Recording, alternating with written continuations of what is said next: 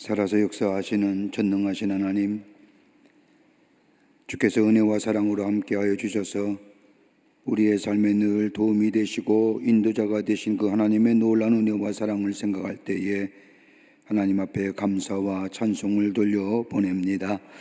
그 은혜와 사랑 안에 감사와 감격이 넘쳐나게 하시고 그로 인하여 우리의 매일매일 우리의 삶 가운데 하나님이 주시는 생명의 역사를 경험하는 하나님 나라의 백성이 되게 하여 주시옵소서.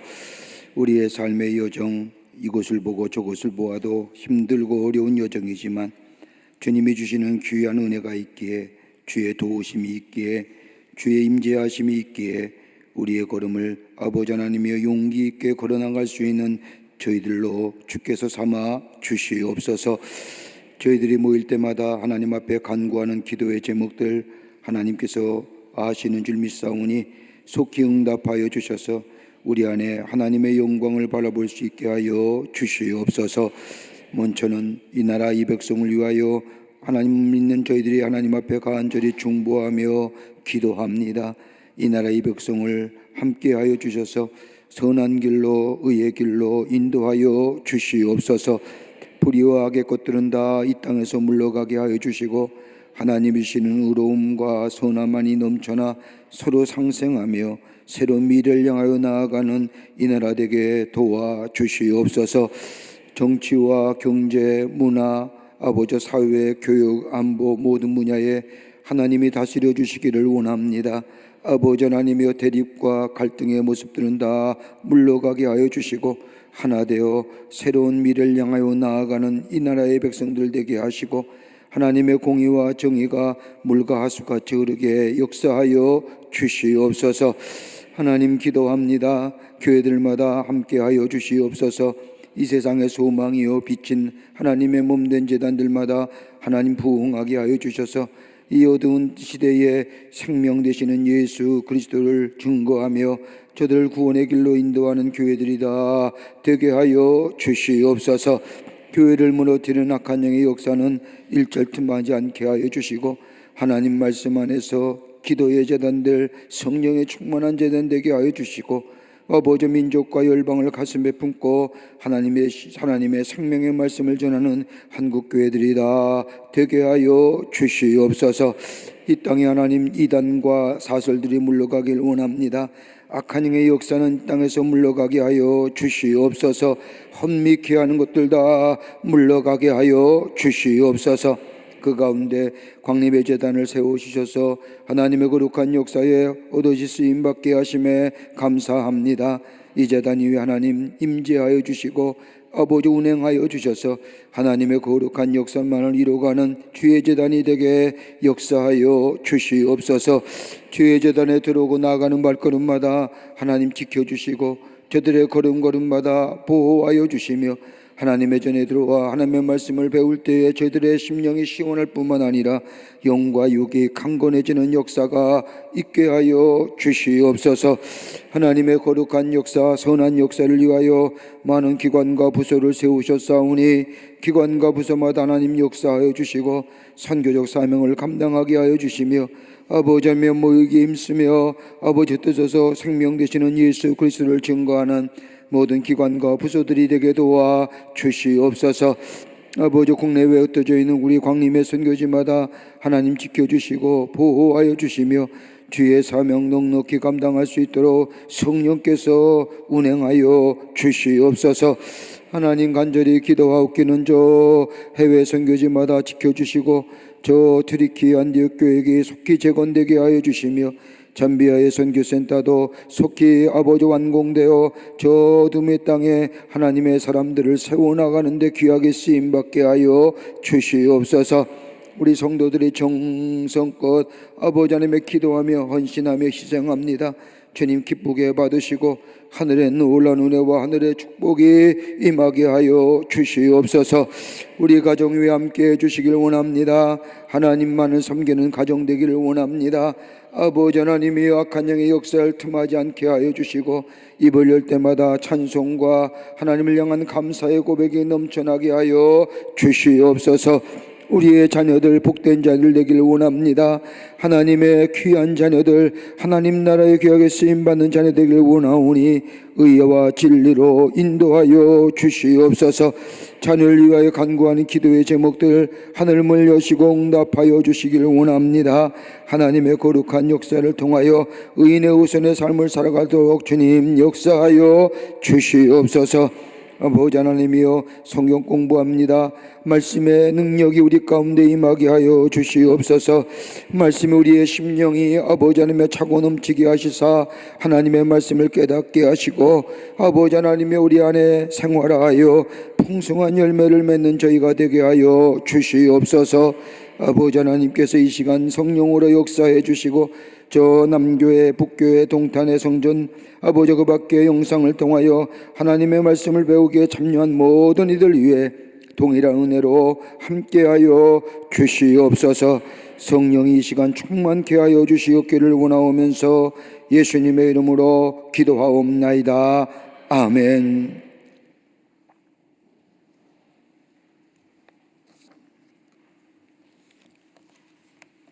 교회 소식 몇 가지 알려드립니다. 다음 주는 우리 교회 우리나라의 고유한 명절인데 명절을 맞이해서 우리 여선교회가 명절 선물 세트 사전 판매합니다. 여러분 건어물과 등등해서 명절에 필요한 것들인데 여러분 잠비아회 미션센터의 학사동과 기숙사동과 첩부를 건축하기 위한 귀한 일입니다. 여러분들 필요할 줄 압니다. 구입하셔서 하나님 나라를 세우는데 동참하시고 여러분의 삶에 유용하게 쓰임받는 교회 되시기를 바랍니다. 판매처는 여선교회 사무실에서 합니다. 여러분 오늘과 15일 주일에 있으니 많이들 구매해 주시기를 바랍니다. 우리 교회에 국외제자훈련센터가 있는데 돌아오는 주일날 우리나라에서 들어와서 일하는 외국인 노동자를 위한 설잔치 하는데 여러분 많이 관심을 가져주시고 기도해 주시기를 바랍니다. 제가 공부할 때도 참 그 미국의 명절인 추수감사절이 되면 다 집으로 가요. 불 켜진 집은 우리 집밖에 없었어요. 그 참 쓸쓸하더라고요. 근데 그때 그 외국인 선교사 할머님께서 저희 가정을 초청하셔서 식사를 같이 나누는데 얼마나 고마운지. 여러분 외국인들이 이 땅에 와서 일하면서 낯설고 무서운 곳에 집 떠나 있는 분들 교회에 초청해서 명절의 기쁨을 나눈다는 거 참 귀한 일입니다. 여러분들 많이들 관심을 가져주시고 또 기도해 주시고 동참해 주시기를 바랍니다. 성경 트니티 성경 암송 신청 및 기타 문의는 담당 전도사님들에게 해주시기를 바랍니다. 이제 성경 암송하겠습니다. 예전에는 한 5절씩 그리고 6절씩 많게는 7절씩 그렇게 했는데 요새는 짧게 해도 잘 안 하시는 것 같아서 그래도 많은 분들이 참여해 주셔서 감사합니다. 오늘 성경 암송은 이사야서 1장 18절과 20절 말씀인데 19교구의 김수진 집사님 그리고 23교구의 박일순 권사님 차례대로 나오셔서 암송해 주시겠습니다. 먼저 김수진 집사님 나오십시오.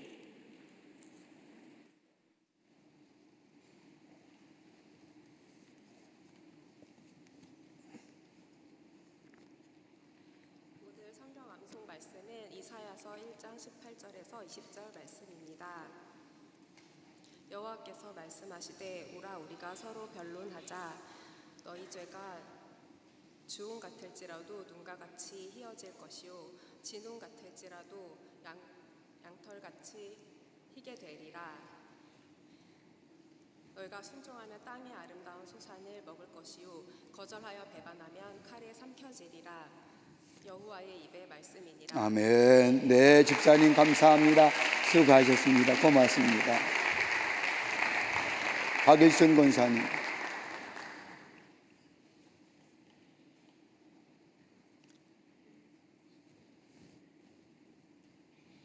마이크 볼륨 좀 올려주세요. 23교구의 박일성 권사입니다. 여호와께서 말씀하시되 오라 우리가 서로 변론하자. 너희 죄가 주홍 같을지라도 눈과 같이 희게 될 것이요 진홍같이 붉을지라도 양털같이 희게 되리라. 너희가 즐겨 순종하면 땅의 아름다운 소산을 먹을 것이요 너희가 거절하여 배반하면 칼에 삼키우리라. 여호와의 입의 말씀입니다. 아멘. 네, 권사님 수고하셨어요. 고맙습니다. 네.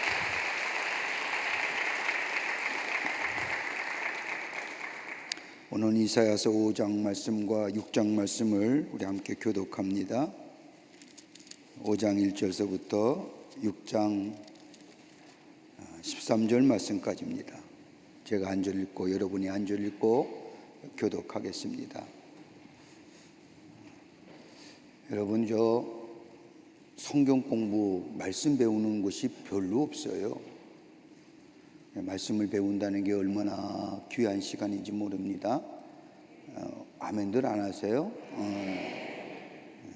말씀 배우는 시간이 정말로 귀한 시간입니다. 자, 5장과 6장 말씀 교독합니다. 제가 한 절 읽고 여러분이 한 절 읽고.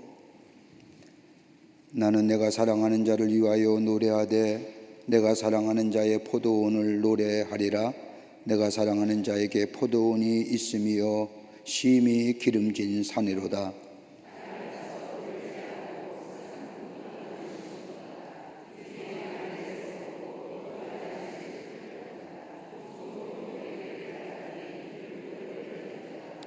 예루살렘 주민과 유다 사람들아 구하노니 이제 나와 내 포도원 사이에서 사리를 판단하라.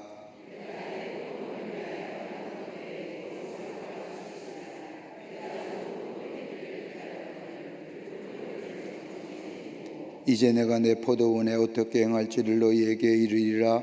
내가 그 울타리를 걷어 먹힘을 당하게 하며 그 담을 헐어 짓밟히게 할 것이요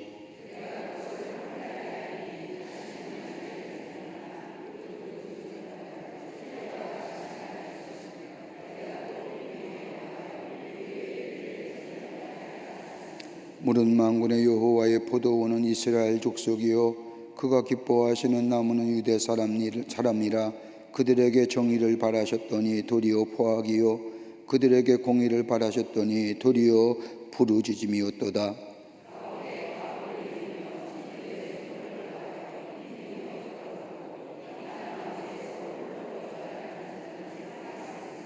만군의 여호와께서 내 귀에 말씀하시되 정령이 허다한 가옥에 황폐하리니 크고 아름다울지라도 거주할 자가 없을 것이며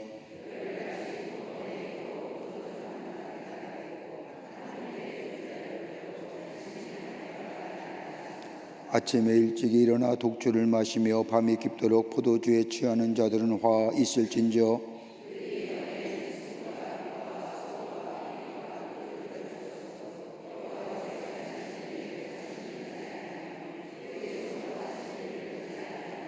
그러므로 내 백성이 무지함으로 말미암아 사로잡힐 것이요 그들의 귀한 자는 굶주릴 것이요 무리는 목마를 것이라.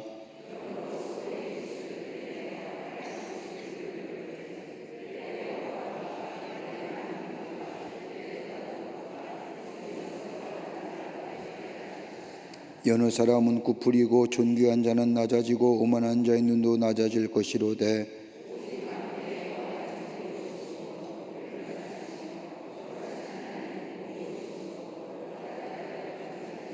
그때에는 어린 양들이 자기 초장에 있는 것 같이 풀을 먹을 것이요 유리하는 자들이 부자의 버려진 밭에서 먹으리라.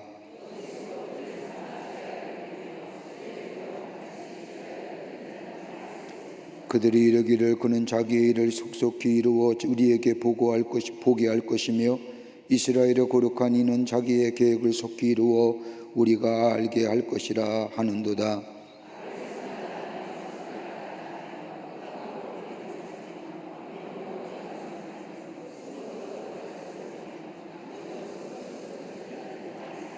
스스로 지혜롭다 하며 스스로 명철하다 하는 자들은 화 있을진저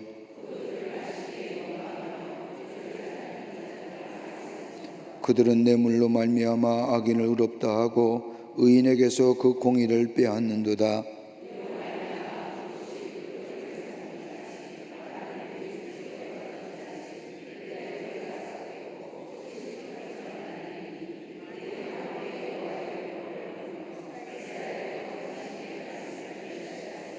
그러므로 여호와께서 자기 백성에게 노를 바라시고 그들 위에 손을 들어 그들을 치신지라.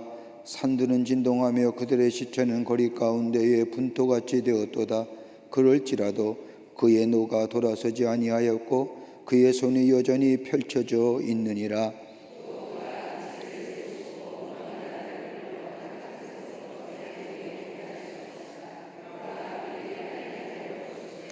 그는 그 중에 곰핍하여 넘어지는 자도 없을 것이며 조는 자나 자는 자도 없을 것이며 그들의 허리띠는 풀리지 아니하며 그들의 들매끈은 끊어지지 아니하며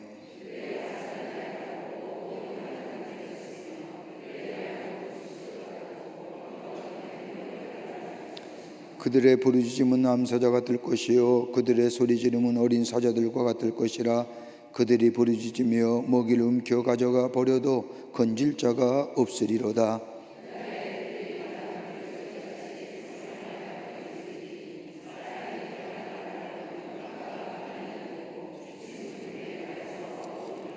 우시야 왕이 죽던 해에 내가 본즉 주께서 높이 들린 보좌에 앉으셨는데 그의 옷자락은 성전에 가득하였고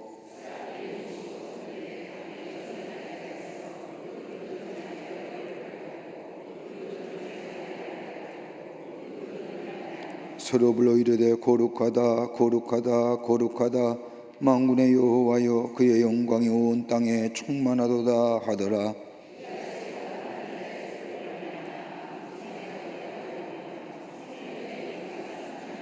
그때에 내가 말하되 화로다 나여 망하게 되었도다. 나는 입술이 부정한 사람이요 나는 입술이 부정한 백성 중에 거주하면서 만군의 여호와이신 왕을 배웠음이로다 하였더라.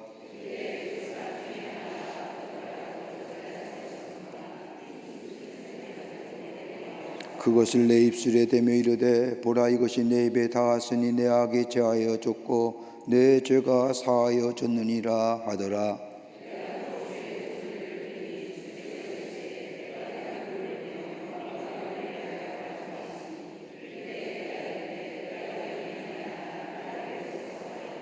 여호와께서 이르시되 가서 이 백성에게 이르기를 너희가 듣기는 들어도 깨닫지 못할 것이요 보기는 보아도 알지 못하리라 하여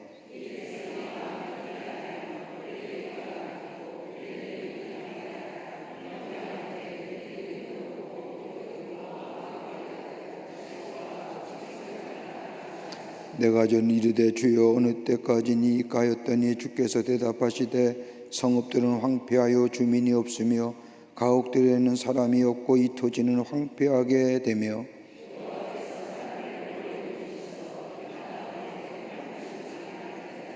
같이 읽겠습니다. 그 중에 10분의 1이 아직 남아있을지라도 이것도 황폐하게 될 것이나 밤나무와 상수리나무가 배임을 당하여도 그 그루터기는 남아있는 것 같이 거룩한 씨가 이 땅에 그루터기니라 하시더라. 아멘. 아멘. 오늘은 3장 말씀부터 함께 합니다.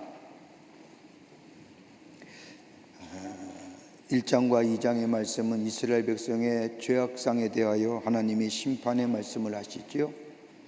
3절과 3장에 와서는 구체적인 심판의 내용에 대하여 말씀합니다. 2장까지 하나님이 이스라엘 백성에게 하신 말씀, 인생 의지하지 말라는 말씀입니다.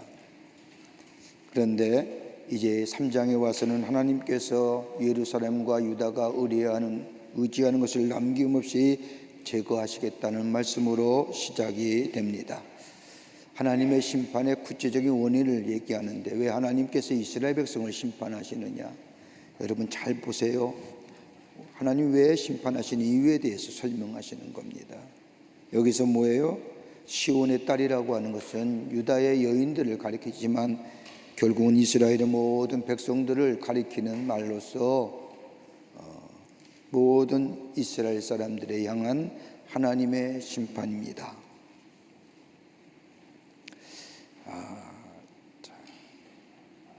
이스라엘 백성의 심판의 원인은 1장과 2장의 말씀을 보면 간단해요. 하나님을 떠난 자, 인생을 의지하는 자, 하나님의 심판받는다는 겁니다. 그러니까 여러분, 하나님의 백성이 하나님을 떠나서는 살 수가 없잖아요.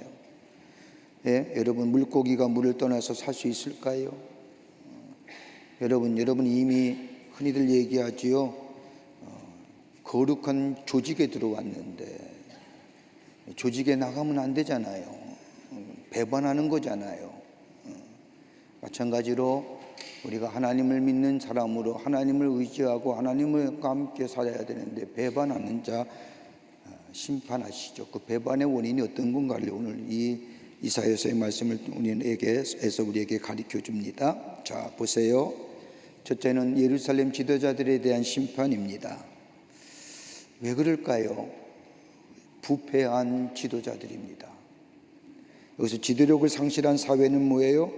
지도자들의 부패가 사회적 분열을 가져오고, 여기에 네 가지의 지도자들에 대한 특별히 지도력의 부패, 지도력의 상실을 얘기합니다. 하나는 군사력과 정치와 종교와 경제. 여기서는 용사, 전사, 50부장, 정치하는 사람 재판관, 장로, 귀인, 모사, 종교자는 선지자, 복술자, 요술자, 경제력은 뭐예요? 여기 정교한 장인이라고 얘기했지만은 단임이 아니라 산업의 기술자들. 그러니까 총체적 타락입니다.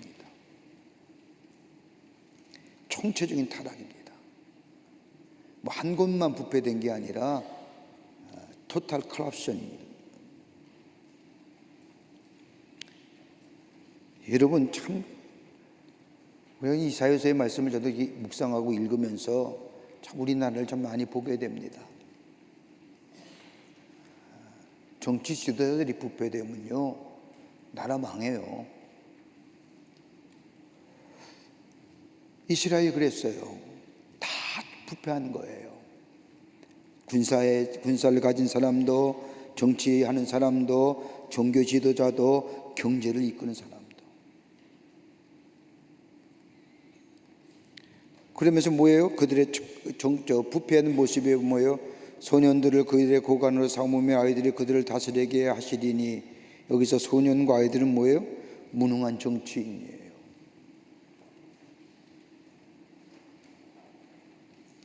무능한 사람들.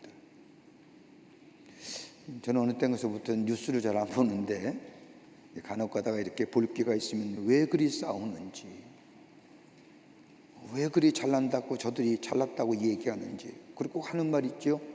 국민들이 보고 있다고. 우리 안 보는데 꼭 국민들이 보고 있다고. 뭘 봐요? 보기는 뭐 잘났다고 싸우는 모습을 봐요. 우리가 서로 화합하고 서로 대화하고 국민을 위해서 진정한 상생의 길이 무엇인가, 서로 뭐 이런 것은 없고 맨날 니 잘났니 쟤 잘났니 이것만 하는데 우리가 뭘 봐요? 여러분 보세요. 그 얘기만 나오면 돌리잖아요. 채널 지긋지긋하잖아. 얼마나 싸워야 돼? 이게 그런 거예요. 무능한 정치인들을 표현하는 거예요. 소년들을 그들의 고관으로 삼으며 아이들을 그스로 다스리게 하랴. 내가 철부지들을 그들의 지배자로 세우고 이런 것들을 그들로 다스리게 하겠다라고 하는 말로 번역될 수 있죠. 여러분, 이런 무능한 자들이 다스리는, 무능한 정치인들이 다스리는 나라는 어떻게 되느냐? 분열된 사회예요. 서로 학대하며 뭐예요? 억압하며 싸우며 세대 간에 갈등하며 가치관과 질서가 무너진 사회예요. 제 얘기가 아니라 성경 얘기예요. 하나님의 말씀이에요. 제가 이렇게 얘기하면 뭐라 그러겠지만 하나님이 말씀하시는 건데요. 무능한 정치인들이 다스리는 나라는요 분열된 사회예요. 갈등의 사회예요. 학대하며 억압하잖아요. 이웃끼리 얼마나 정의가 많아요. 그런 얘기 있지 않습니까? 법원에 재판의 서류가 너무 많이 쌓여서 오래 기다릴 수밖에 없다는 거예요. 왜요? 갈등과 싸우며 법으로 해결하지 않으면 안 될 일들이 얼마나 많이. 다른 게 아니에요. 무능한 정치인들 때문이지. 정치만 잘해봐요. 이렇게 얘기하면 뭐 인간사가 다 정치인데 그런 소리 하지 마세요. 나라를 다스리는 사람들이 무능하지 않으면 돼요. 그 다음에 뭐요? 저들은 잘못된 길로 인도하잖아요. 여러분, 이스라엘 백성에서의 지도자라는 사람들은요 그냥 단순히 정치하는 사람이 아니라 하나님 앞에 위임받은 사람이에요. 하나님 앞에 위임받은 사람으로 하나님의 백성을 잘 인도함으로 위임받은 사람이 지도자예요. 그런데 그 지도자가 부패했어요. 나라가 어떻게 되겠어요? 잘못된 길로 인도하시는 거예요. 인도예요. 그래서 하나님이 문책하시잖아요.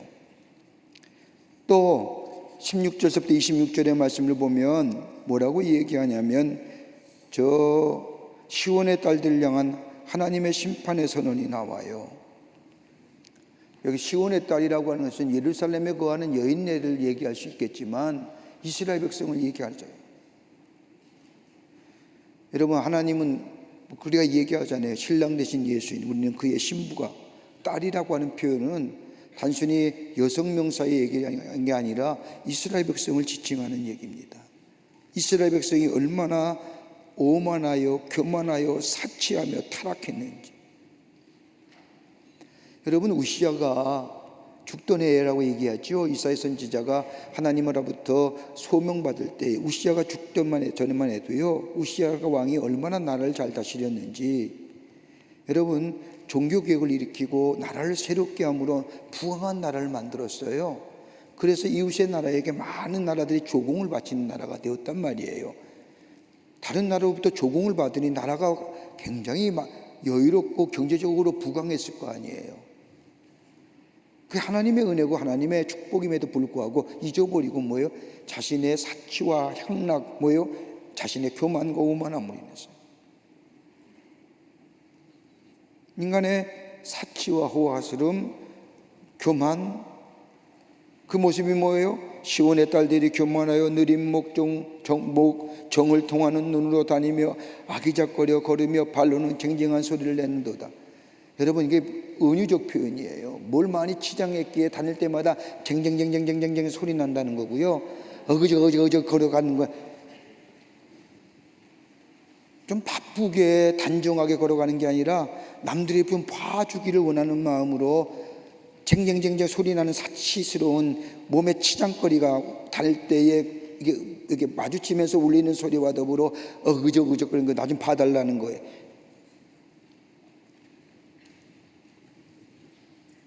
얼마나 사치스럽고 얼마나 호화스러운 삶이에요.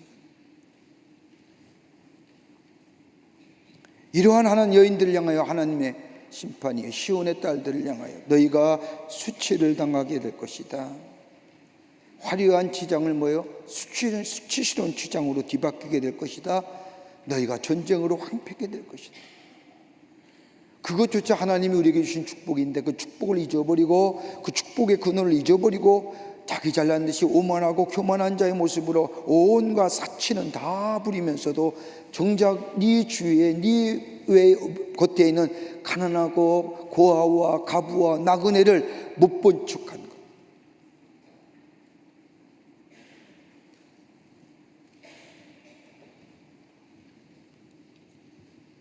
여러분, 여기 3장 여기 성경 말씀을 보세요. 17장 3장 17절 말씀을 보면요, 무려 사치품이 몇 개 나온 줄 아세요? 그냥 쉬어봤어요. 여기에 19절서부터 여기 18절서부터 주께서 그날에 그들이 장식한 발목걸이와 머리의 망사와 반달 장식과 귀걸이와 팔목, 이게 몇 개? 21가지예요. 21가지를 청청하고 달리는 거예요. 그러니까 움직일 때마다 귀걸이 하나만 달았을까요? 2개 다니까 쟁쟁 먹잖아요. 그런데 이상한 것은 여기에요. 보세요. 가만히 읽어보세요. 21가지의 사치품을 여기 달고 다니는데 호신부와 반달이라는 것이 뭐예요? 호신부와 반달은 이스라엘 게 아니에요. 저 이방 종교에서 악마를 물리치기 위해서 갖고 다니는 호신거예요. 그러니까 이스라엘 백성이 하나님의 딸들이 하나님을 섬겨야 할 때인데 이방의 것들을, 이방의 부족들을 가지고 몸에 가지.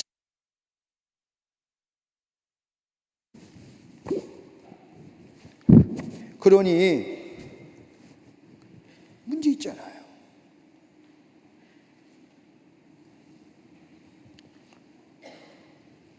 이런 이스라엘 백성을 지도자가 부패하고 정치가 부패하고 종교가 부패하고 그래 사회가 타락되고 총체적 부패 가운데 하나님은 여호와의 싹을 통하여 시온을 정화시키겠다, 심판에 말씀하시는 거예요. 3장에서는 하나님의 공의를 드러내지 못할 때 하나님은 심판받게 된다는 사실을 이야기하면서 4장에 와서는 멸망 앞에 있는 유다 백성에게 소망을 선포하며 종말론적인 구원의 신학을 보여주고 있는데, 본장의 종말론적인 구원의 신학은 다른 메시아를 통하여 구원하시겠다는 약속하십니다.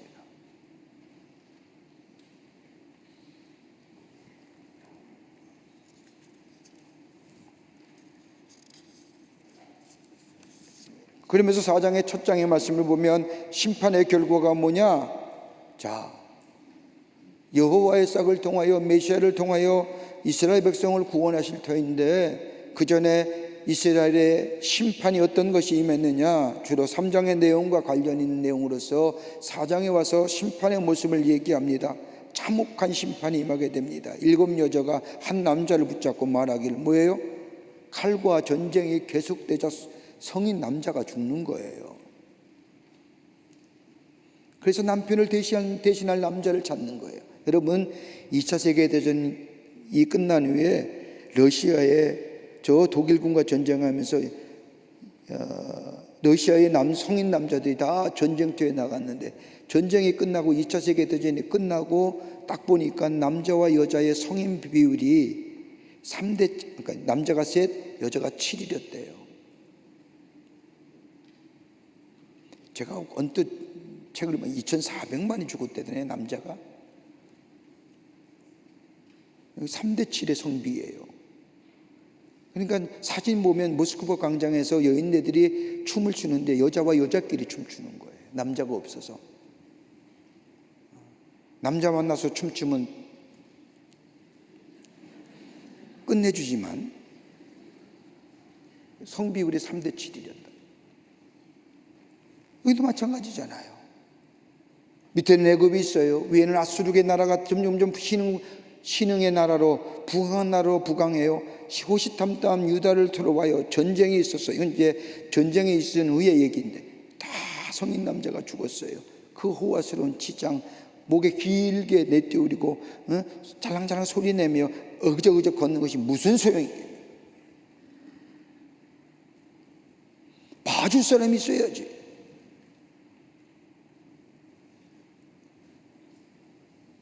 참혹한 유다 사회의 현실을 얘기합니다. 뭐예요? 원인은 하나님을 떠난 백성들. 하나님이 하나님의 사람, 하나님의 선한 백성이 하나님의 계심으로 인하여 저들의 삶의 존재의 가치가 있는 사람이 하나님을 떠날 때에 임하는 심판.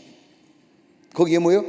인간의 교만과 인간의 오만함과 정치의 부패와 사회와 종교의 부패가 일어나요.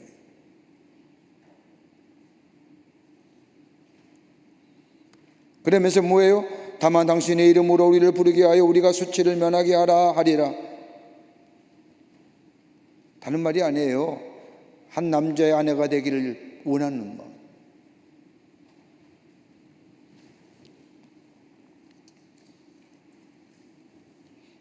그러면서 하나님은 그 이스라엘 백성을 향하여 구원을 얘기합니다. 구원은 어디부터 시작되느냐?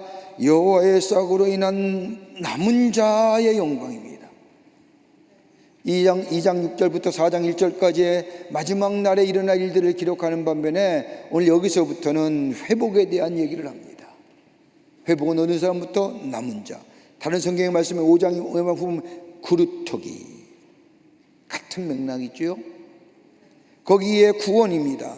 그 구원은 어떻게 이루어지느냐? 여호와의 싹, 그 땅의 소산으로부터 이루어지는데, 여기에 메시아가 이 땅에 오실 메시아, 다름이 아니라 그 메시아는 여호와와 다윗의 가문에 있는 이중적인 뿌리 안에서 오게 되실 것이다. 특별히 메시아로 오실 예수 그리스도께서는 신성과 함께 뭐예요? 이성을 소유하는 분.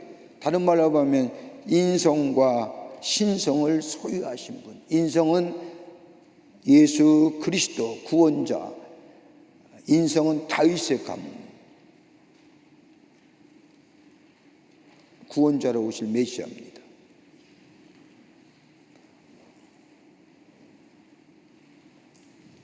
이분이 오실 때에는 뭐예요?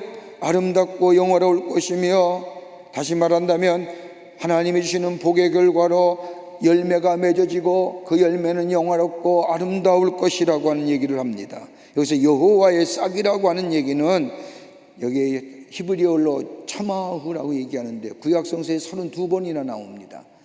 그 가운데 14가지가 문자적 의미로서의 식물의 싹을 나타내지만 나머지는 그 싹은 비유를 합니다. 어떤 비유예요?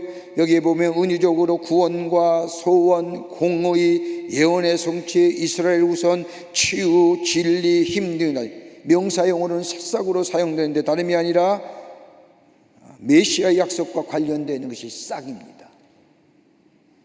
그래서 오늘 본절의 말씀은 하나님께서 유다 백성에게 베푸실 복의 시작입니다. 메시아가 이 땅에 오시면 회복과 치유를 넘어서서 열매 맺게 되는데 그 열매는 영화롭고 아름다운 열매가 맺게 될 것이다. 회복과 치유를 통하여 우리에게 있어질 아름다운 열매들.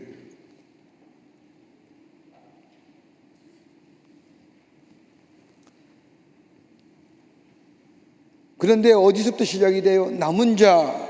여러분, 시온의 남은 자라는 것은 예루살렘에 머물러 있는 자고 예루살렘에 상준한 자라고 오늘 3절 말씀에는 얘기하지만 구체적으로 다름이 아니라 하나님의 주권적인 은혜로 선택된 자들. 좀 더 깊게 얘기하면요, 그 엄청난 부패 속에서도 믿음 가지고 사는 사람들, 하나님을 섬기는 사람들, 하나님을 두려워한 마음으로 경외하며 하나님을 따르는 자들. 구원은 거기서부터 시작이 돼요. 그래서 남은 자를 통하여 하나님의 구원의 역사가 있고 그 남은 자를 통하여 저 예수 그리스도와 저 다윗의 가문에서 이 땅을 구원하실 메시아가 오실 것이다 라는 겁니다. 그러면서 뭐예요? 기록된 모든 사람들이 다 거룩하다 칭함을 얻게 될 것이다. 생명을 유지되며 구원을 얻게 될 것이다. 누구요? 남은 자를 통해서. 남은 자들을 얘기하는 거죠. 다름이 아니라 이건 절대적으로 하나님의 선택적인 결정에 의해서 거룩한 자로 회복되어짐을 보게 됩니다. 여기 우리가 조금은 더 성경의 원문대로 해석하면 이렇게 얘기하시지만 정말로 신실하게 하나님의 말씀대로 살려고 하는 자, 세상이 아무리 요동치고 아무리 혼란하고 아무리 세상이 뭐라 할지라도 하나님의 말씀 붙잡고 사는 그 사람을 통하여 하나님은 뭐예요? 치유하시고 회복하시고 그를 통하여 하나님의 구원의 역사를 이루어 가신다는 겁니다. 이 남은 자요. 오늘날 여러분 남은 자는 누구? 여러분들이죠.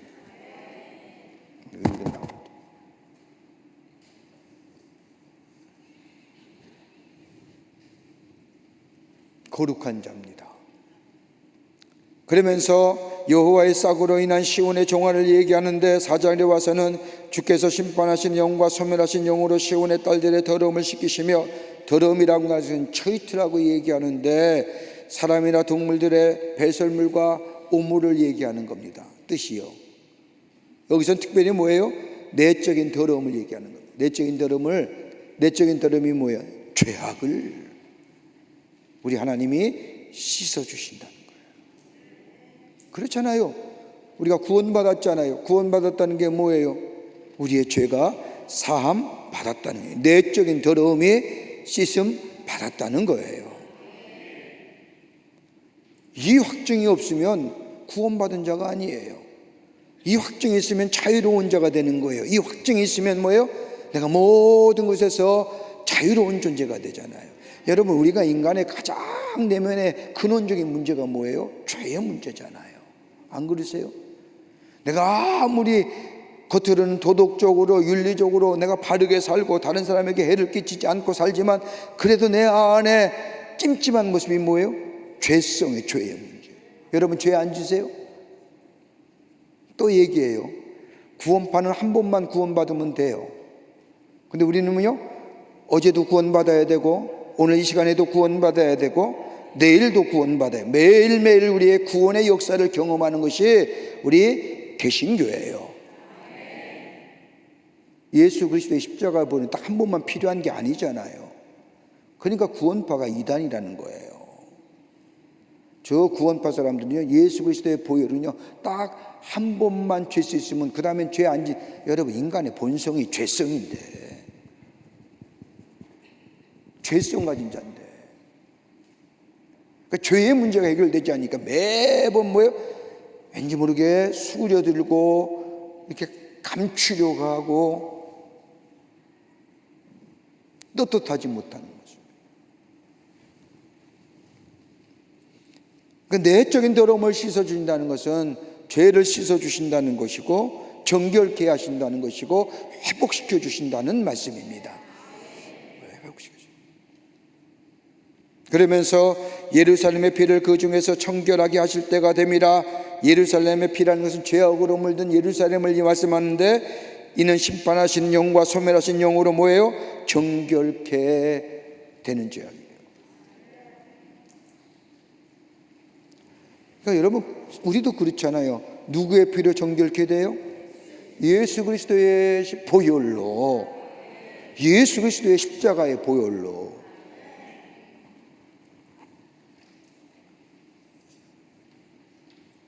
그럴 때에 우리에게 정결함이 되는 겁니다. 예루살렘을 하나님이 그렇게 정결하게 하신다는 겁니다. 이럴 때에 정화된 시온을 향한 하나님의 임재와 보호하심이 있습니다. 그러니까 여러분 한번 보세요. 우리가 죄를 회개하고 하나님과의 관계가 회복되고 내가 다시 하나님의 백성이 되면 하나님께서 우리의 죄를 사해 주시고 정결케 해주시고 그로 인하여 회복시켜 주시고 치유시켜 주신 다음에 하나님 우리의 삶 속에 어떻게 역사하시나? 여기 3절과 5절과 6절에 하나님이 임재하시고 보호하시고 함께 하신다는 겁니다. 자, 1절 여기에 5절 말씀을 보면 하나님이 백성 가운데 거하시고 보호하여 주신다는 겁니다. 얼마나 좋아요. 구원받은 자의 기쁨이잖아요. 전능하신 하나님이 우리와 함께 계시고 우리에게 보호하여 주신다는 거예요. 또 여기 뭐라고 얘기해요? 하나님과의 연합을 얘기합니다. 그 모든 영광 위에 덮개를 두시며 이 표현은 신부가 머무는 방을 말하는데 신랑을 맞이하기 위해서 신부가 기다리는 장소, 즉 하나님의 임재를 통하여 여호와 하나님과 거룩한 시온의, 기온이 아니라 시온의 연합을 얘기합니다. 내가 하나님 안에, 하나님이 내 안에 거하시는 역사, 하나님의 사랑으로 연합된 역사.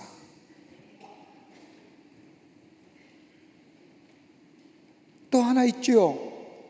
여기에 보면 6절 말씀을 보면 초막이 있어서 낮에는 더위를 피하는 그늘이 지으시며 또 풍우를 지나 피하여 숨는 곳이 되리라. 초막이 어디예요? 저 이스라엘 백성이 광야에서 머물 때의 임시초소예요. 하나님의 영광이 충만한 임재 가운데 남은 자들을 통하여에게 안식처로 표현된 하나님께 갈 수 있는 일, 하나님의 보호하심과 인도하심, 그리고 하나님이 주시는 안식과 쉼, 궁극적으로 뭐요? 평화, 샬롬의 축복을 누리게 된다는 거예요. 똑같잖아요. 신약 성서에 나오는 말씀과 똑같잖아요. 예수 그리스도의 십자가의 보혈로 죄 사함 받으면 하나님과 우리의 관계가 회복되잖아요. 하나님을 아바 아버지라 부르잖아요. 하나님 보좌에 나아가 우리의 간절한 마음의 소원을 아낼 수 있잖아요. 그럴 때 하나님이 우리 가운데 거하시고 우리를 보호해 주실 뿐만 아니라 하나님이 정말로 나의 하나님이 되고 나의 그의 자녀가 됨을 내가 매일매일 누리며 고백하며 살잖아요. 그럴 때 내 안에 뭐예요? 아무리 세상의 풍파와 세상의 풍랑이 무릴 듯이 일달지라도 내 마음은 뭐예요?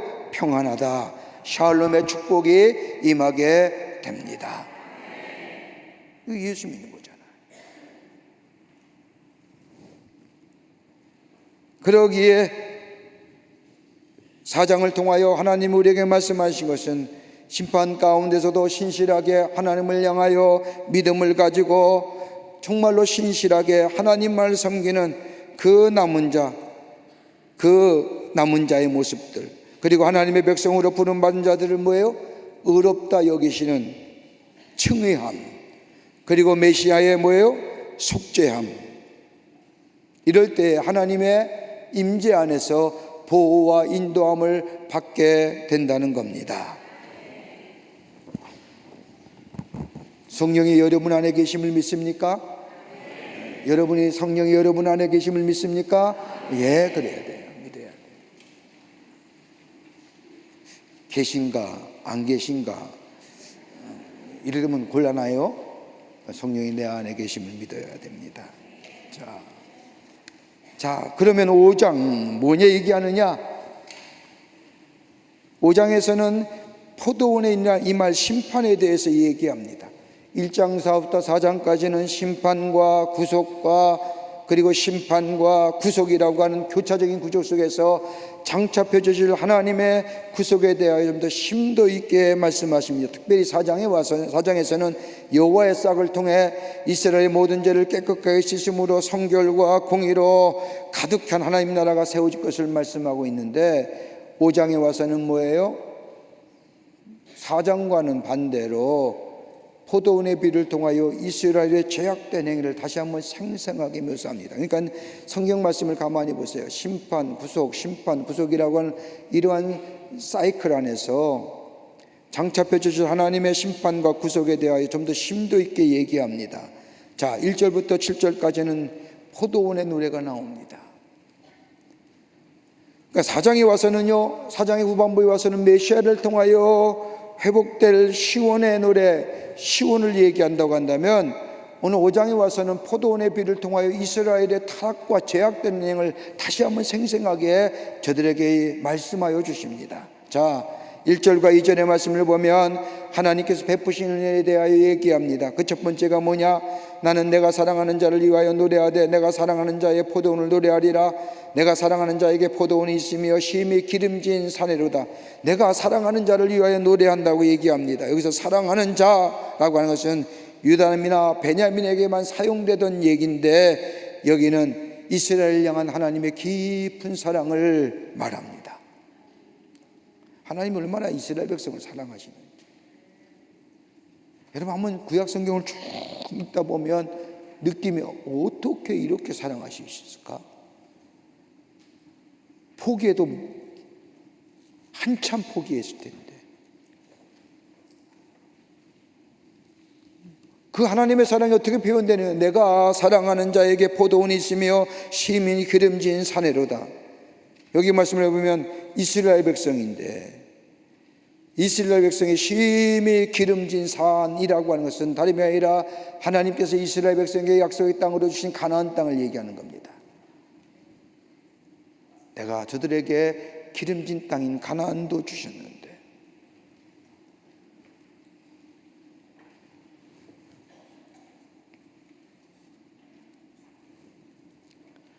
내가 사랑하는 자를 위하여 노래하며 내가 사랑하는 자의 포도원을 노래하리라. 내가 사랑하는 자에게 포도원이 있으며 심히 기름진 사내로다. 저 가나안 땅. 지금 이스라엘 백성이요, 우시야가 죽던 해에 이사야 선지자가 예언의 말씀을 하던 그때에 이미 저들은 가나안 땅에 정착하여 저 나라를 이루고 왕을 세우고 지금 그런 시대잖아요. 하나님의 사랑을 저들에게 상기시키는 거예요. 저들이 어떤 자들이었는가? 저들이 본래 애굽의 노예였고 노예로 태어났다 노예로 죽어야 할 가망이 없는 족속인데 하나님이 저들을 구원해 주셔서 저 포도원, 저 심히 기름진 산에 저들의 삶을 살게 했는데 그 다음에 말씀 볼까요? 땅을 파서 돌을 제하고 극상품 포도를 나무를 심었으되 그 중에 망대를 세웠고 또 그 안에 술틀을 팠도다. 좋은 포도 맺기를 받았더니 들포도를 맺었도다. 내가 이스라엘 백성을 향하여 내가 가나안 땅으로 인도하며 그리고 저들에게 돌을 제하여 주고 땅을 파괴해서 극상의 품에 포도나무를 심어서 또 망대를 세우고 저 여우나 그 밖의 것들이 그 포도나무를 상하지 않도록 내가 보호해 주었는데 그래서 내가 정말로 극상품의 포도를 얻기를 원했는데 뭘 얻어요? 들포도요. 들포도 먹어요? 뜯기만 하지. 그냥 길에 버려질 거예요. 내가 저들 그렇게 보호하고 그렇게 사랑을 베풀었는데 저들에게 맺은 열매는 뭐요? 먹지 못할 포도.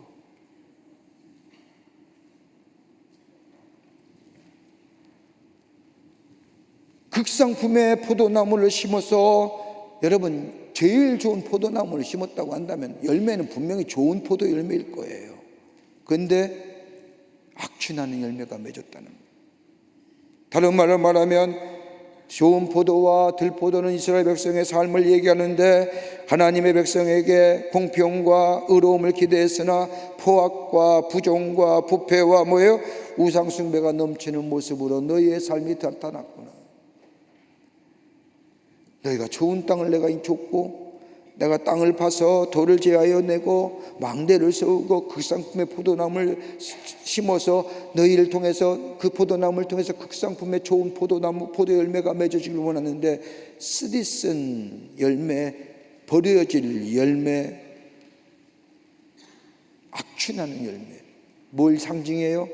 포악과 부정과 부패와 우상숭배가 있는.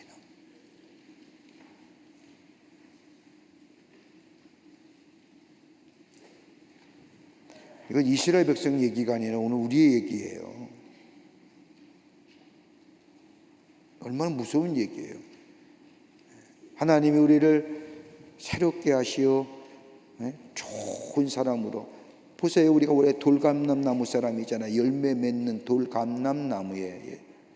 그런데 우리 같은 사람을요, 감람나무 열매 접을 붙여서 우리 안에 감람나무의 열매를 맺게 하는데, 근데 우리의 삶이 뭐예요?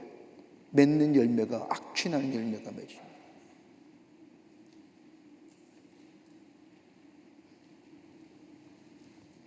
포악과 부정과 부패와 우상숭배.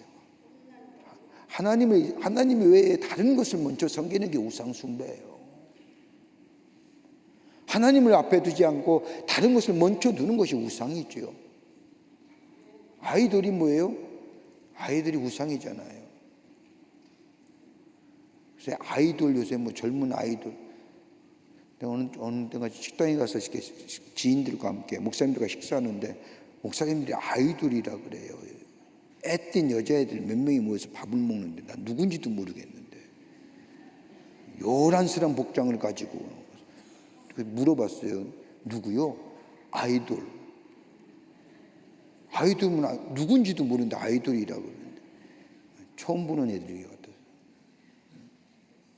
아이들이 우상이에요.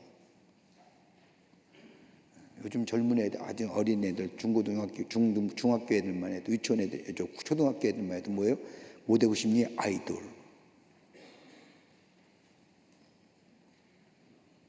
이스라엘 백성이 하나님은 의로움을 기대했는데, 공평함을 기대했는데, 냄새나는 열매, 포악과 부정과 부패, 우상숭배.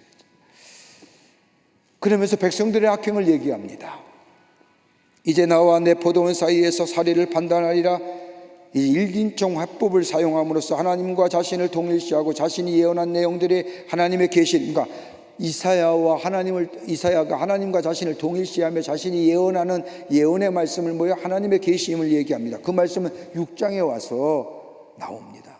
그때 다시 한번 좀 왜 이렇게 얘기했는가를 6장에 나오면 저 하나님 앞에 나아가서 저 스랍들의 모습을 보며 화로다 내가 망하게 되었도다 여호와 얼굴을 보아누라 그렇게 고백했을 때에 이사야가 어떤 모습으로 새롭게 변화되는가를 6장에 보면 왜 자신의 말과 하나님의 말을 같이 동일시하며 예언의 말씀을 전했느냐. 자 보세요. 내가 내 포도원을 위하여 행한 것 외에 무엇을 더할 것이 있으랴. 너희들이 들포도 맺고 악취나는 포도는 내 문제가 아니라 너희의 문제라는 거예요. 하나님의 환경을 이렇게, 아니 환경 가운데서도 남은 자 있잖아요. 그루터기가 있잖아요. 하나님 왜 내 여건과 환경을 이렇게 만드셨습니까? 그 얘기하지 말라는 거예요. 그런 가운데서도 남은 자가 있고 그루터기가 있어서 하나님을 신실하게 섬기는 자, 그를 통하여 하나님께서 이스라엘 회복을 얘기하며 그 뿌리에서 뭐예요? 메시아를 얘기하는데, 그런데 너희가 뭐예요? 너희의 문제라는 거예요.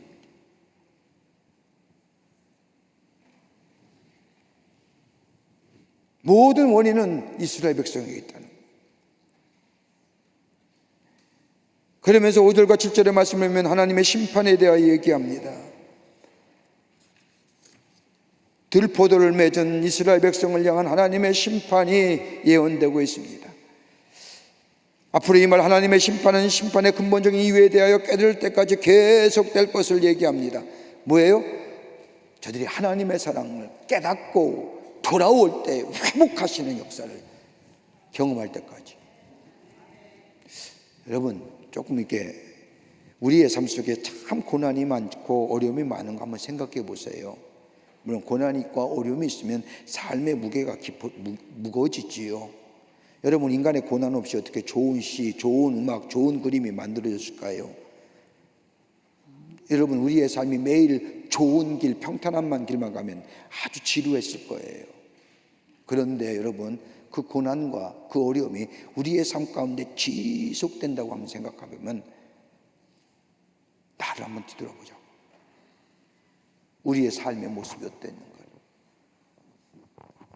내가 왜 이렇게 고난당하고 내가 왜 이렇게 어려움을 당하는?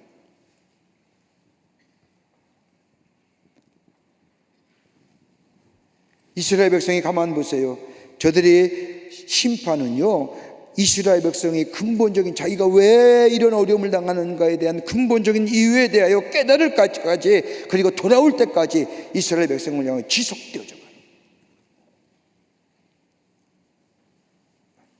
깨닫고 돌아오면 뭐요?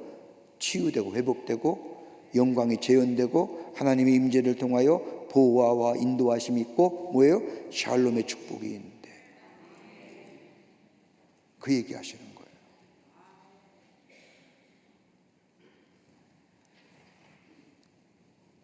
자, 이스라엘 백성에 대한 심판의 얘기입니다. 여기에 말씀을 보면 저 하나님의 심판은 울타리를 거저 먹힘을 당하고 그 담을 헐어 짓밟히게 될 것이다. 뭐예요? 여기에 백성을 향하여 울타리와 담은 보호와 관심인데, 하나님의 보호와 관심이 뭐예요? 없다는 거예요. 이 예언은 뭐예요? 어디에 성취돼요? 바벨론이 이스라엘 백성의 저 예루살렘에 들어와서 초토화시키잖아요. 여러분, 예루살렘 성이 어떻게 초토화라는 게 뭐예요? 저 예루살렘 벽에 저 벽돌이나 한 장이 다 깨지는 거예요. 우리가 앞에서도 말씀을 배웠잖아요. 열왕기의 말씀을 통해서 뭐예요? 바벨론 군사들이 저 다윗이 솔로몬이 성전을 지을 때에 벽과 벽 사이에 금을 넣었다고, 금이 얼마나 차고 넘쳤는지, 다윗이 저 옆에 있는 저 레바논의 백향목이나 상아와 금덩어리를 다 가져다 놓고 하나님의 성전을 가장 귀하고 아름답게 지으려고 했는데 하나님이 안 된다고 하니까 솔로몬의 뒤를 이어서 성전을 졌잖아요. 얼마나 금은 보화가 남았는지 벽과 벽 사이에 금을 다 넣었어요. 그걸 바벨론 나라의 사람들이 알고 군사들이 알고 벽과 벽 속에 금을 갖기 위해서 예루살렘 벽을 다 깨뜨린 거예요. 그래서 초토화된 거예요. 성경 말씀 그대로 예언에 성취된 거예요. 그러니까 예루살렘 그 화려했던 성전이 그냥 주저앉은 거예요. 돌덩이와 돌무덤이 된 거예요. 저 여우와 시랑이 뛰는 장소가 된 거예요. 무슨 죄요? 하나님을 떠난 죄예요. 하나님을 배반한 죄예요. 하나님은 가장 좋은 포도에 극상품의 포도를 맺기를 원했는데 저 들포도 악취나는 삶. 자, 또 해요. 황폐하게 되고 찔레와 가시가 나며 비가 내리지 않을 것이다. 여기 찔레와 가시는 뭐예요? 황폐하게 된 포도원에 찔레와 가시가 밖에 없잖아요. 관리하지 않는 포도나무에 나는 것들이에요. 하나님을 향한 인간의 반역, 그건 뭐예요? 죄와 악행을 의미하는 거예요. 심판의 원인은요, 하나님이 일부러 이스라엘 백성이 원인 제공은 누구예요? 이스라엘 백성. 원인 제공자는 누구예요? 이스라엘이에요. 비를 멈추시겠다는 건 뭐예요? 자연적인 현상을 의미하는 것이 아니라 모든 생명체를 뭐예요? 죽음으로 심판하시겠다는 거예요. 이 예언의 성취가 뭐예요? 나중에 보면 뭐 이스라엘 백성이 다 망하고 유다가 북이스라엘이 망한 후에 뭐예요? 이스라엘의 마지막 여로보암은 뭐예요? 눈이 빠진 채로 손과 발에 족쇄를 채운 채 바벨론으로 끌려가잖아요.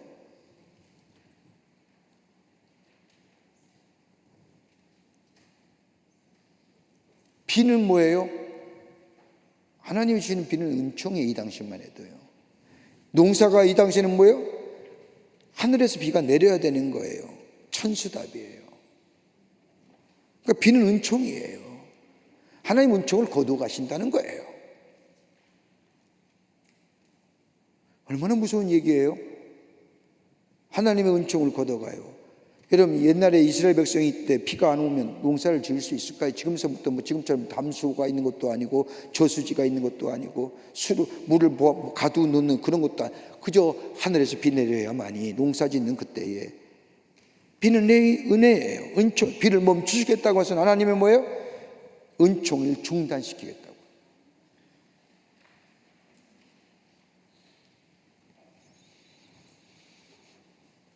영적 가뭄이에요. 영적 가뭄. 영적 가뭄이 어떤 거예요? 예배 드려도 재미없는 거예요. 기쁨이 없는 거야. 감동이 없는 거야. 감격이 없어요. 찬송을 불러도 말씀을 들어도 느낌이 없는 거예요.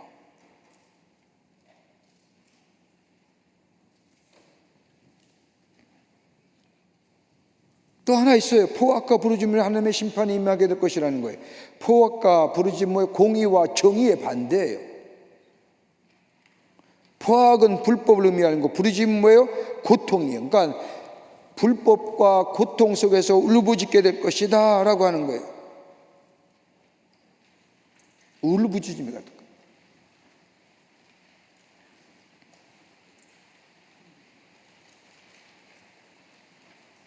그런데 유다가 맺은 들포도가 어떤 거냐 말이에요. 들포도라는 게 도대체 무엇이냐 말이에요. 들포도의 의미를 구체적으로 얘기하는데 8절부터 10절은 탐욕이에요.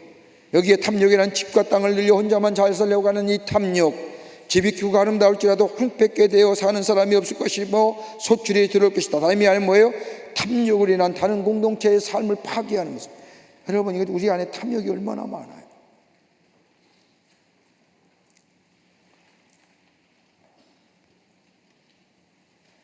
그러니까 보세요.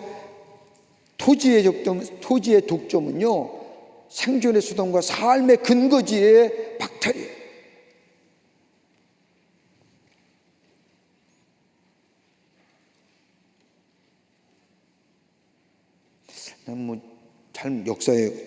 잘 경제, 우리나라의 역사의 경제적인 것을 잘 모르지만 우리나라가 이만큼 경제적으로 잘 살 수 있었던 것의 근거는 이승만 대통령이 1948년에 토지개혁한 것.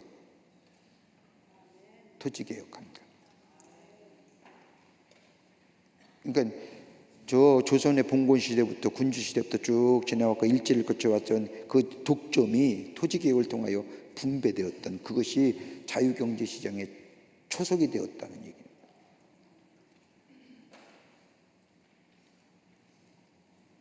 저는 뭐 이승만 대통령 잘 모릅니다만은 저 하와이에 가면 이승만 대통령의 초기 독립운동에 대한 역사들이 많이 남아있는데 제가 우연히 책을 하나 본 가운데 그 이승만 대통령이 한 일 가운데 그나마 이 땅에 자유경제체제를 놓을 수 있게 했던 그 초석이 뭐냐?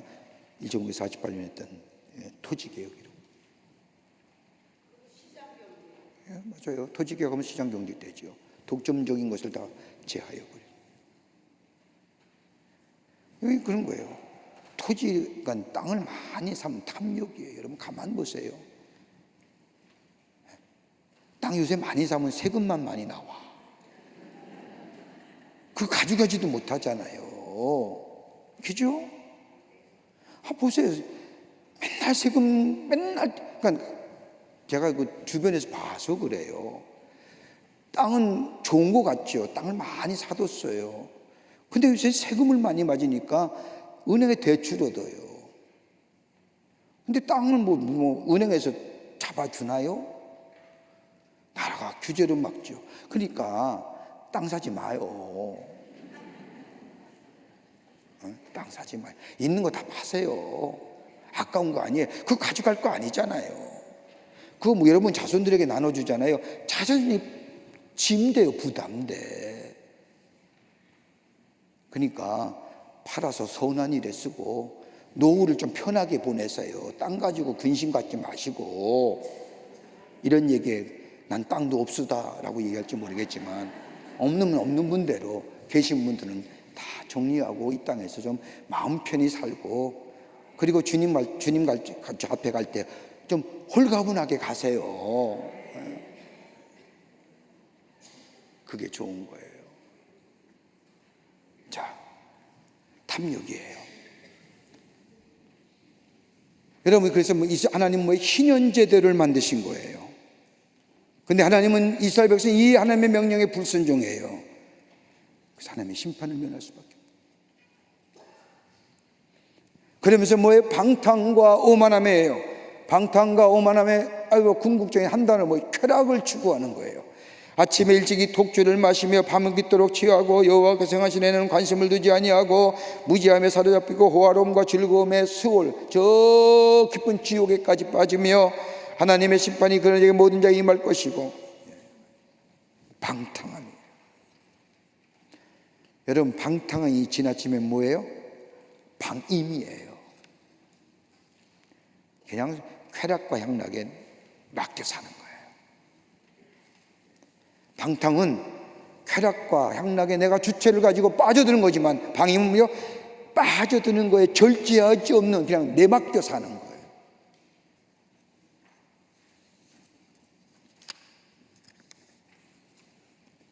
이 타락의 심화된 모습이 뭐예요? 거짓과 죄악을 일삼는 거예요. 거짓으로 끈을 삼아 죄악을 끌며 수레로 함같이, 수레 줄로 함과 같이 죄악을 끄는 자는 화 있을 적 끈 수레 질긴 거예요. 쉽게 끊어지지 않는 거예요. 그러니까 이스라엘 백성의 죄악이 불가능한 상태입니다. 그러면서 뭐예요? 더 극치죠. 오만한 외침이에요. 그들에게 이르기를 그는 자기의 일을 속속히 이루어 우리에게 보게 할 것이며 이스라엘 거룩한 이는 자기의 계획을 속히 의로 우리가 알게 할 것이라. 하나님께서 빨리 심판하시게 하여 우리가 그 심판을 보자는 의미로 심판하려면 심판하라. 해보라. 오만함의 거지. 하려면 할지.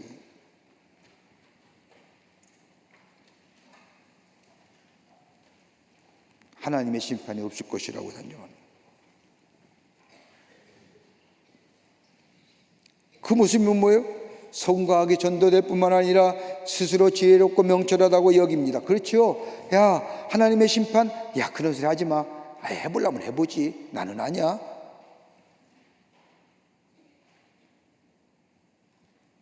먹고 즐기고 쾌락과 향락에 더 열심을 내고, 이쯤 되면 뭐예요? 악인과 의인의 삶이 바뀌는 거예요. 하나님에 대하여 망령되이 말하고 하나님의 세운 지서와 가치를 오도하며. 제가 지난주에 대변혁의 시대를 우리가 살고 있는데, 대변혁 가운데 하나가 뭐예요? 보편적인 도덕적 규범 대신에 타당성 있는 보편 타당한 도덕적 규범 대신에 자기가 임의로 세운 도덕의 규범 속에 우리 살잖아요. 사사기 때와 똑같은 거예요. 자기의 소견대로. 남들이 뭐라든 내 생각이 제일 난 거예요. 내 생각대로 사는 거예요. 하나님의 말씀의 규범, 하나님의 말씀의 가치. 여러분, 우리가 진정 여러분과 저가 같이 함께 우리가 이 시대를 살면서 고민할 문제는 뭐예요? 내 속에 정말 하나님의 말씀이 내 삶의 가치와 내 삶의 규범이 되느냐, 아니면 하나님의 말씀과 내 삶의 가치와 규범보다 내가 생각하는 하나님의 말씀, 하나님의 가치가 내 삶을 지배하지 않느냐.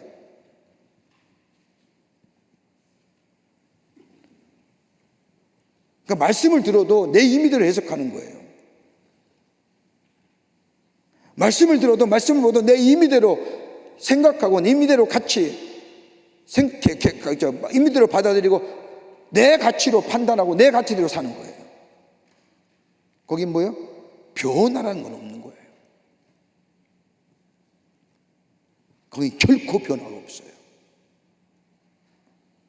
하나님의 말씀을 말씀대로 받아들이는 거예요. 그 말씀대로 그 말씀을 가지고 사는 거예요. 그럴 때 거기에 변화가 나는 것이 있지, 그 말씀을 그대로 받아들이지 않고 내 가치의 규범과 내 임의의 생각대로 하나님의 말씀을 받아들인 다음에 거기엔 never change라는 거예요. 변화 없어요. 지금 우리가 그런 거야. 우리 한국의 기독교인들이 그런 거 아니에요. 그러니까 하나님의 세우신 질서와 가치를 오도하는 거예요. 내 임의와 내 생각대로, 내 보편타당한 하나님의 가치를 내 임의대로, 내 생각대로, 자신의 소견대로.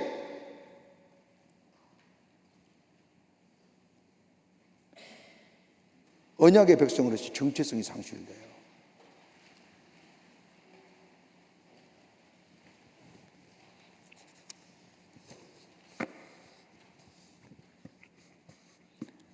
내가 하나님의 백성에서 정체성이 상실되는 거예요.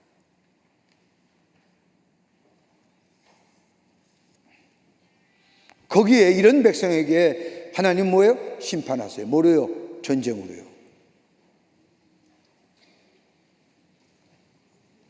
유다의 이 말 심판의 모습을 5장 24절부터 30절 말씀을 얘기합니다. 내가 그 울타리를 걷어 먹힘을 당하게 하며 그 다음을 헐어 짓밟게 할 것이라고 예언의 의미가 구체적으로 밝혀지는데, 다름이 아니라 하나님의 말씀을 멸시하는 자, 임의대로 마음대로 생각하는 자, 하나님이 심판하시는데 산들은 진동하며 시체는 거리에 분토 같게 될 것이며, 그런데 산들은 진동하며 시체의 거리 가운데 분토가 되는 그 방법과 결과는 뭐예요? 이방의 나라를 통해 치시는 거예요. 여러분, 하나님의 주권을 얘기할 수 있는 거예요.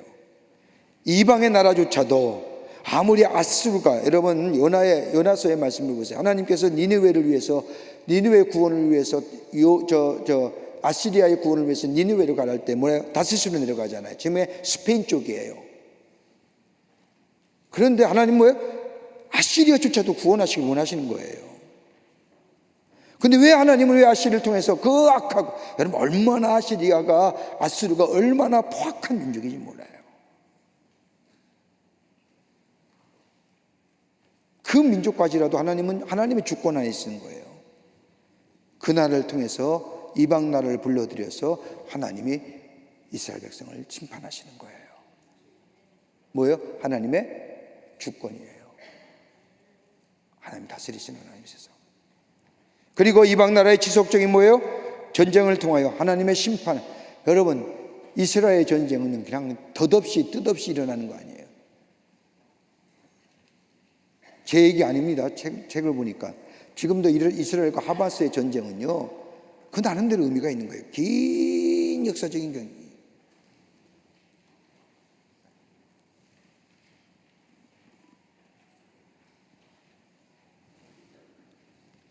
뭘 얘기할까? 이방 나라로부터 구원할 자가 없는 거예요. 전쟁하지요. 예루살렘의 도성까지 쳐들어오지요. 그 앞에 있지요. 언제 문을 열지 모르지요.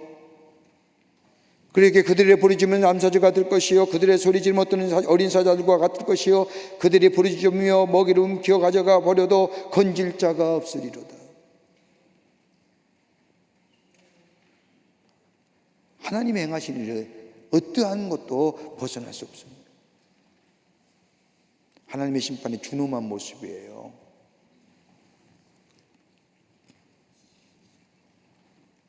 얼마나 무서운 심판이에요. 사실 그대로 됐고요. 그러니까 하나님의 구원받은 우리가, 하나님의 은혜로 구원받은 우리가 얼마나 귀해요. 그 구원의 은혜가, 구원의 감격이 내 안에 있음에 하나님의 사람으로 정말로 우리의 삶을 통해 우리 하나님이 기대하는 건 뭘까요? 부르심에 극상품의 포도를 원하시거든요. 그런데 내 삶에 오만과 방임과 방탕과 쾌락과 향락과, 그래서 내 삶에 뭐예요? 들포도 버려질 열매를 맺었다. 하나님 뭐예요? 심판하시는 거예요. 무서운 심판이잖아요. 그 누구도 건질 자가 없어요. 그 누구도 이 심판에서 구해낼 자가 없단 말이에요.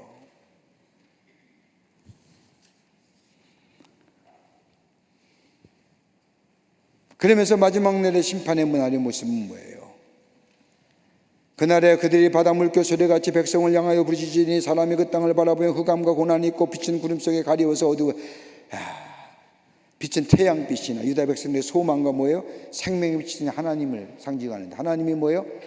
안 본다예요. 고난과 심판이 있게 될 것이라고요.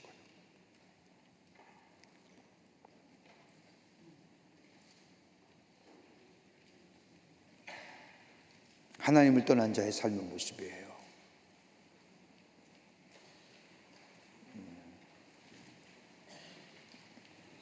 우리가 늘 하나님 앞에서 하나님의 말씀을 버리고 영적 무지함과 더불어 이기적인 것과 거짓과 교만과 그렇게 살고 있는 건 아닌지 하나님의 말씀을 내 임의대로 좋은 얘기만 들을 거예요.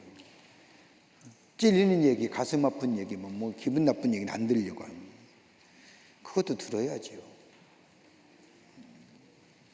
들을 수 있어야 돼요. 자, 6장입니다. 6장은 이사야의 소명과 위험에 대해서 얘기합니다. 우리가 다 여러분 6장 1절부터 이사야의 소명의 이야기를 설교로 얘기하면 설교 말씀을 전하면 많은 해석을 통하여 의미와 통하여 적용의 삶을 통하여 여러분의 말씀을 드릴 수 있지만 오늘 성경 본문대로만 우리가 같이 말씀을 배우자고요. 자, 이사야의 소명과 위임에 대하여 기록하고 있습니다. 여러분 구약 성서의 대부분의 모든 예언서는 예언서 기자에 대한 하나님의 부르심과 위탁 과정이 기록되어 있습니다. 모세도 그렇죠. 모세는 어디서 부르심을 받았어요? 떨기나무 가운데서도. 저 기도는 타작마당에서. 그러니까 여러분 예언서의 말씀마다 이렇게 하나님의 부르심과 하나님의 예언자로서의 위탁의 과정을 설명하는 것은 왜일까요? 내가 하나님의 말씀을 전하는 것 그냥 내 말이 아니라 하나님이 나를 부르셔서 나를 통하여 나의 입술을 통하여 하시는 말씀이야. 예언의 정당성을 제공하기 위해서예요.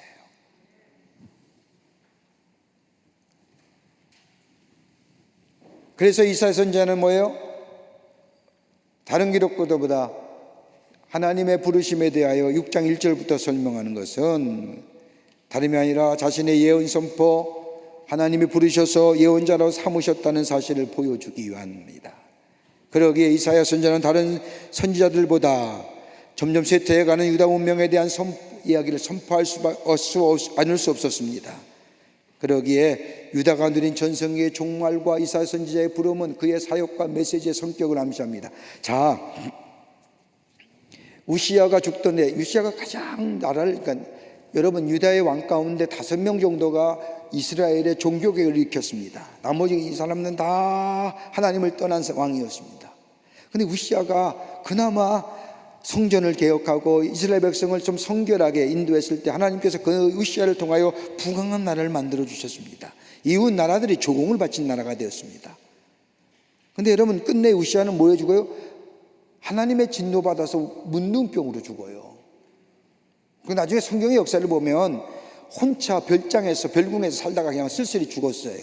한때는 하나님을 향하여 신실한 믿음 모습을 가지고 이스라엘 백성이 그렸던 우시야인데 교만해서 하나님의 진노를 받아서, 여러분 문둥병이 뭐예요? 하나님의 진노의 질병이잖아요. 혼자 죽어요. 그때에 죽었던 때가 바로 이 이사야 선지자가 소명을 받았던 때예요. 그러니까 이스라엘 백성들의 유다가 누렸던 우시야의 어떤 전성기의 종말과 이사야 선지자의 부름은 같은 맥락 속에서. 그러니까 종말에 이사야 선지자가 부름을 받았다는 이야기는 이사야 선지자의 메시지가 이스라엘 백성에 대한 종말과 심판에 대한 얘기란 말이에요.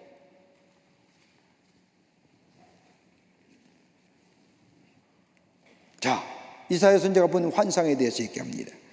1절부터 4절의 말씀을 보면 환상을 소개하는데, 자 1절의 말씀은 높이 들린 보좌와 성전에 가득한 옷자락, 우시야 왕이 죽던 해에 내가 본즉 주께서 높이 들린 보좌에 앉으셨는데 그의 옷자락은 성전에 가득하였고.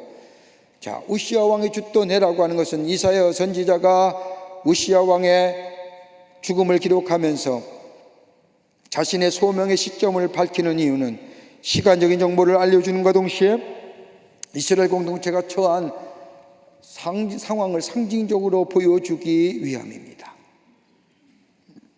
그러니까 앞으로 이스라엘 나라가 당할 어둠들, 이스라엘 나라가 당할 미래의 어두움들, 그걸 뭐라고 얘기해요?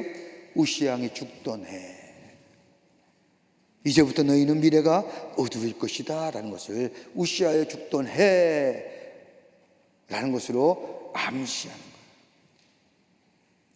그러니까 여러분, 나중에 성경 말씀을 들을 때, 설교할 때 목사님이 우시아 왕이 죽던 해라고 얘기하면 희망을 얘기하는 거 아니에요. 나중의 희망을이지. 우시아 왕이 죽던 해는 뭐예요? 이스라엘에게 닥칠 하나님의 심판과 종말에 대한 예언의 말씀. 왜 여기 굳이 이사야가 소명받는 그 시간대를 우시아 왕이 죽던 해라고 얘기 때문에 뭐냐? 아, 이스라엘 백성의 죄악으로 인하여 하나님의 심판이 임할 그때에. 그러면 이사야 입에서 단순히 뭐가 나올까요? 심판에 대한 예언. 근데 그것으로 끝나는 것이 아니라 하나님은 심판 가운데서 소망을 주시잖아요. 심판과 소망을 소망의 예언의 말씀을 전할 이사야에 대한 얘기입니다.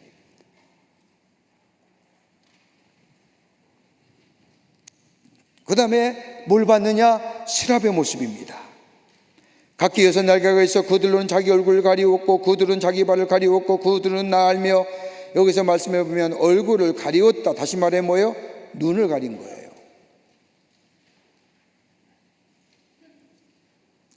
근데 눈은 가리웠고, 눈은 가리웠지만 뭘 떴을까요? 귀는 열려져 있어요. 하나님의 말씀을 집중하는 거예요.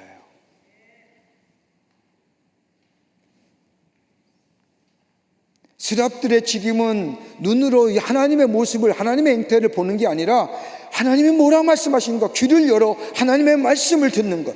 그리고 여기 가만 보십시오. 발을 가리웠다는 것은요, 발이라는 것은 행동이잖아요. 움직이는 것이잖아요. 방향성이잖아요. 스랍들이 발을 가리웠다는 것은 뭐예요? 내가 내 힘이대로 내 마음대로 걸어가거나 가는 것이 아니란 뭐예요? 하나님의 말씀을 듣는 대로, 하나님 말씀이 가르치는 대로, 하나님 말씀이 지시하는 대로 내가 가야 할 길을, 내가 스스로 가야 할 길을 포기하고 하나님의 말씀에 의하여 걸어가는 삶. 하나님의 말씀을 듣고 움직이는 거예요.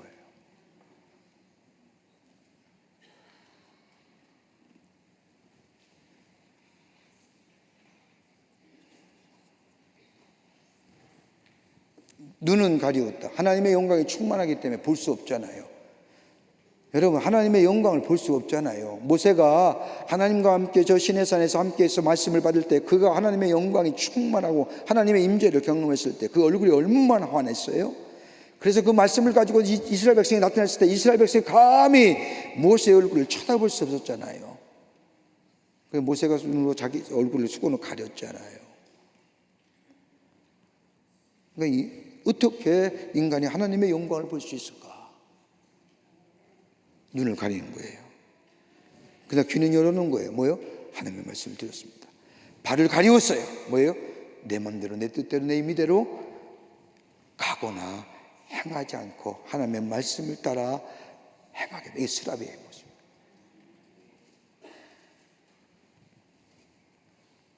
스랍은 하나님의 말씀을 따라 듣고 움직이는 존재. 행동은 뭐예요? 거룩하다, 거룩하다, 거룩하다, 만군의 여호와여, 그의 영광이 온 땅에 충만하다. 스랍들의 찬양이에요. 여기서 거룩하다, 거룩하다, 동일한 방법은 최상급을 나타내는 거죠. 여러분, 성경의 말씀에 내가 진실로, 진실로, 진실로 이렇게 반복하면요, 강조예요. 그러니까 성경 말씀에 성경에 나타난 반복적 용어는요, 최상급을 얘기하는 거예요. 그러면서 뭐예요? 전체를 나타나는데, 거룩하다는 언어로 카두시라고 얘기하는데, 이건 빛남, 분리됨. 하나님은 빛나는 존재, 하나님은 우리와 분리된 존재. 감히 인간이 가까이 갈 수 없는 존재.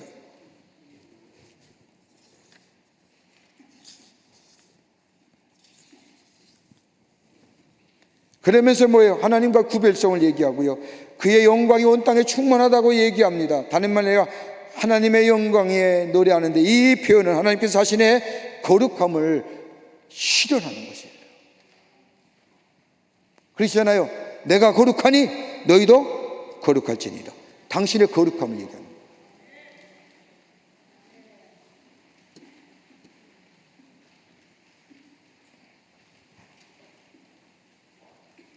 이 환상에 대하여 이사야의 반응입니다.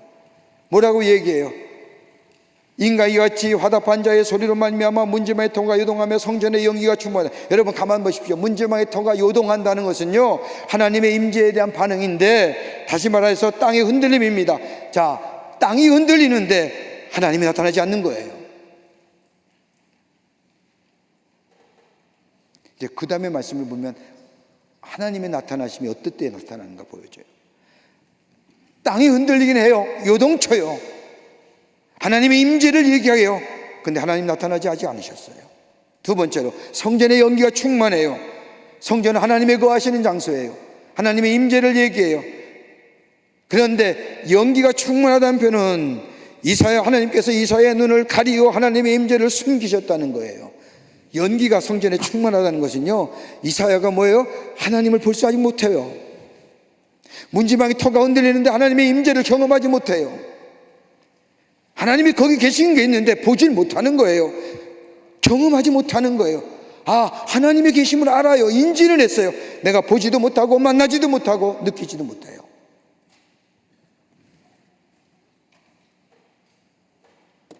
오절 말씀이 나와요. 나는 내가 말하되 화로다 나에게 망하게 되었도다. 난 입술이 부정한 사람의 나 입술이 부정한 백성들을 거주하며 하나님 만군의 여호와이신 왕을 배웠음이라 하였더라. 하나님의 영광의 빛에 의하여 죽을 것 같은 느낌 표현하는 거예요. 여기서 입술이 부정한 사람이라는 것은 이제 담이 아니라 뭐예요? 죄성이야. 난 죄인입니다.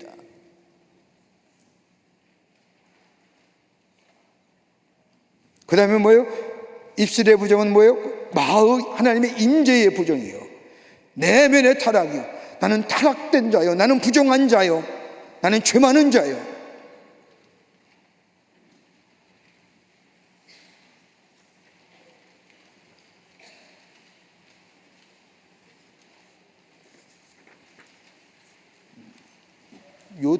그 다음에 보세요.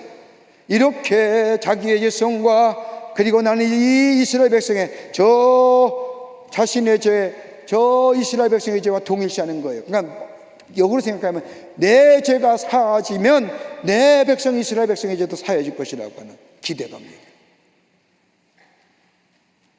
이렇게 자신의 죄성을 고백하자 6절 말씀에 와서 뭐예요? 스랍 하나가 핀 숯을 가지고 옵니다. 그때 그 스랍 중에 하나가 부젓가락으로 제단에서 집은 제단에서 집은 바 핀 숯을 손에 가지고 내게로 날아와서, 여기서 제단에서 집은 바 핀 숯이란 것이 뭐예요? 숯불, 뜨겁게 달구어진 돌. 불은 뭐예요? 정화예요.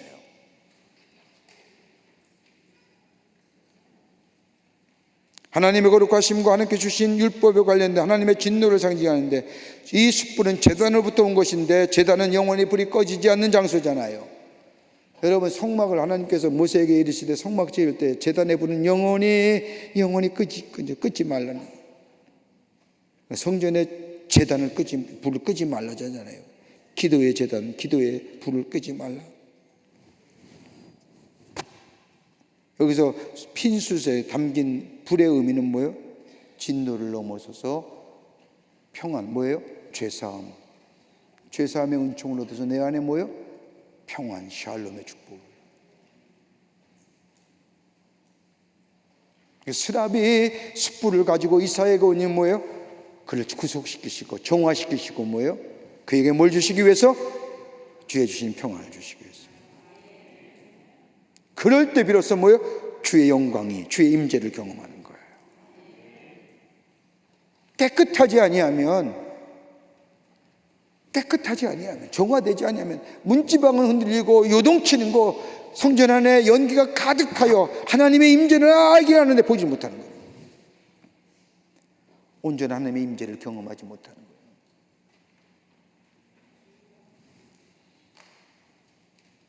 그때에 7절 말씀에 그것을 내 입술에 대며 이르되 보라 이것이 내 입에 닿았으니 내 악이 제하여졌고 내 죄가 사하여졌느니라. 뭐예요? 죄 사함 받았다는 거죠. 그리고 뭐예요? 하나님의 그 속에 사역인 죄인 입술 곧 고백을 통하여 이루어진 사하여졌는 것은 다름이에요. 완전히 속죄되었음을 얘기해요.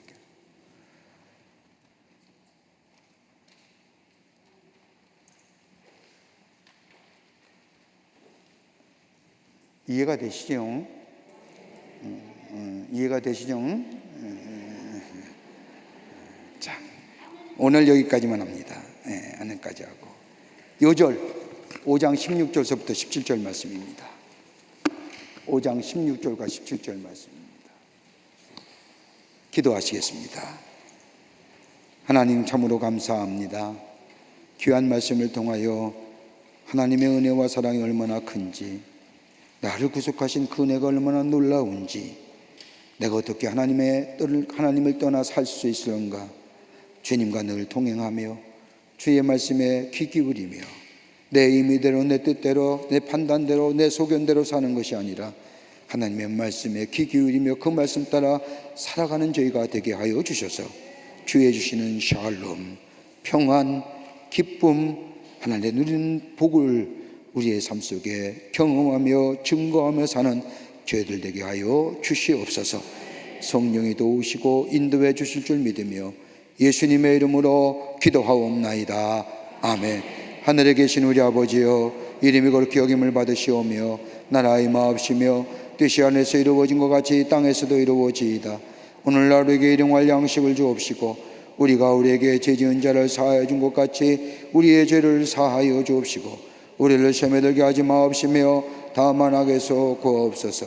대개 나라와 권세와 영광의 아버지께 영원히 있사옵나이다. 아멘. 감사합니다.